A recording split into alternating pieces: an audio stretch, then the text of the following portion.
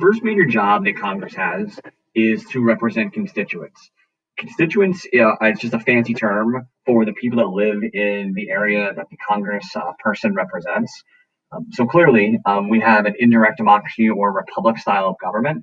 So our citizens exercise their influence by voting for people that are going to represent them. You exercise your power through electing them, and then you sort of turn over the job to them.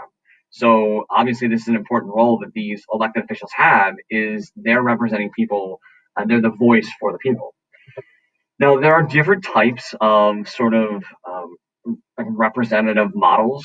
So it's just like what are some of the things that these representatives take into consideration before they vote?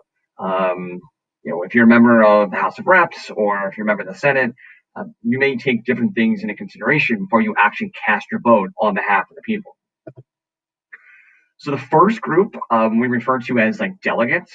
These are members of Congress that always vote the way the folks back home want them to vote.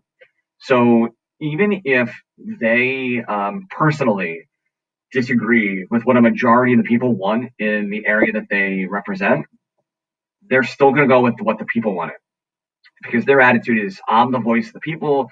The people put me in place to represent them.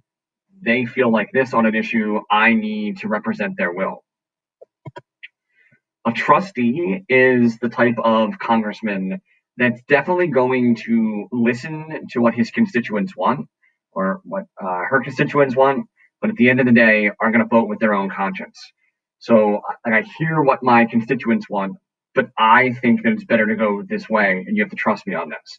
Those types of representatives we call trustees. That it's always going to be the deciding factor is going to be the individual congressperson's conscience and their own judgment on a particular issue. A partisan, and I would argue that this is how most members of Congress vote today, is basically going to vote the way that their political party wants them to vote. So, they get a feeling for like what the party leaders want them to do in terms of a vote, and that's the way in which they're actually going to cast their decision. And politicos are sort of like a balance of all three. Now, very rarely is like no congressman says I'm a delegate or I'm a trustee or I'm a partisan. These are just labels we put on like their habits.